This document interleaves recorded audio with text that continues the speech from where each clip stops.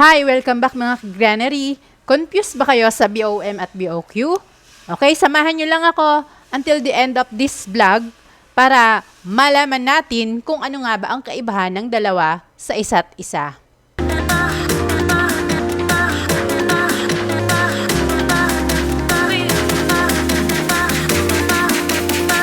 What is bill of materials? So, according to this, ito ay listahan ng mga panangkap.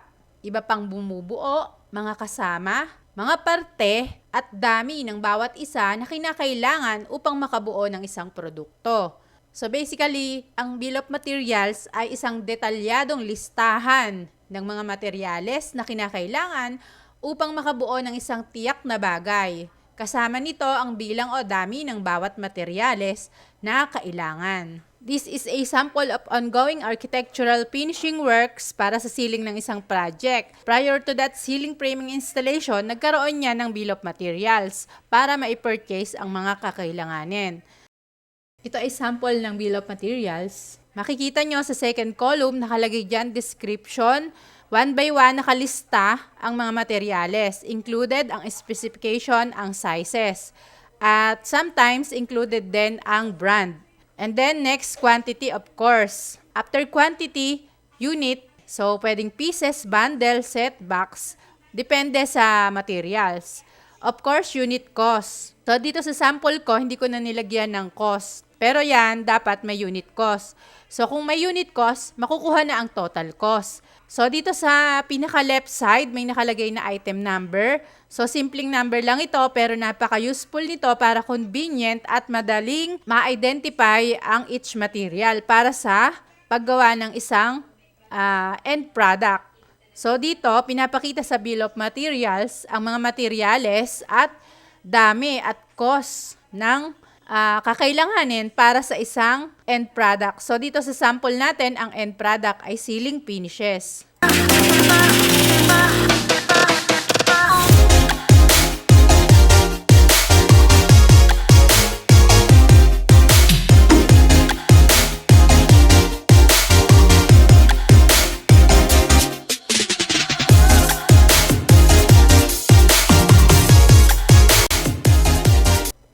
What is bill of quantities? Bill of quantities is like a brief abstract of a particular item where it is provided with detail of major specification and quantity as a whole.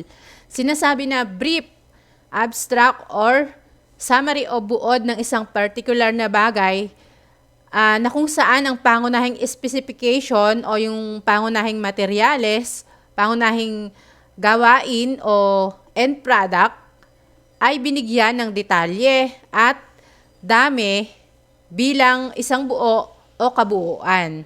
So, pansinin nyo itong sample ng BOQ dito sa Road 1. Okay, so ito ay para sa land development project. So, ang yung sinasabi na particular item dito ay Road 1 concreting works. Okay?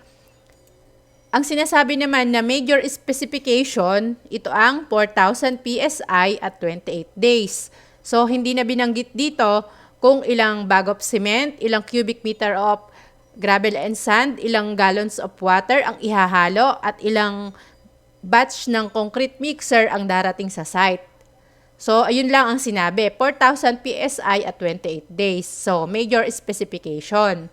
So, quantity as a whole, 3,043.5 cubic meter ng concrete para mabuo itong Road 1. So, quantity as a whole. So, ito yung sinasabi ng bill of quantities. Para sa karagdagang kaalaman, gumawa ako ng basic comparison ng bill of materials versus bill of quantity. BOM ang ginagamit na acronym para sa bill of materials at BOQ and BQ ang ginagamit para sa bill of quantity. So, sa worksheet or printout, bill of materials, ang makikita ay list and quantity of individual material, unit cost, and amount. In BOQ naman, work item and description of material in terms of quantity of area, volume, weight, and others. So, unit cost and amount. BOM is a list of materials and labor or services and or materials only. So, paano nasabi na materials only? Example, manufacturing company of a bicycle is going to produce 200 bicycles. But they decided to look for a supplier of parts, components, and materials to produce and assemble 200 bicycle. So the supplier will be using bill of materials kung saan materials lang ang nakalagay, walang labor or services. In BOQ, included ang materials, labor, and other costs. BOM helps plan purchases of materials. Since individual materials ang nakalista dyan, madaling ma-identify kung alin ang mga materials na pwede nang bilhin or pwedeng bilhin na lang some other time, or pwede rin namang may materials na pwede nang bilhin pero okay lang na hindi pa bilhin lahat ng quantity. So, nagiging transparent ang pagpa-purchase ng materials. So, BOQ naman is a guiding document for bidding since it is a summary of a particular item including major specification and quantity as a whole. So, itong BOQ ginagamit din siya as contract. Engineering and manufacturing industry uses bill of materials, and bill of quantity is used by construction industry. Pero kadalasan, ang construction industry ay madalas din gumagamit ng bill of materials. So, BOM can estimate cost, can use for inventory control and minimize product delays and waste, and use in calculating margins.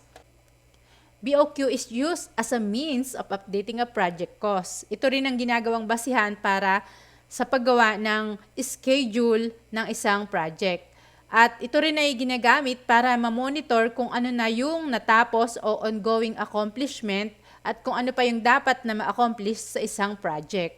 And that's it mga ka-granary. I hope nagkaroon kayo ng better idea and understanding kung paano ma-distinguish ang kaibahan ng bill of materials versus sa bill of quantity.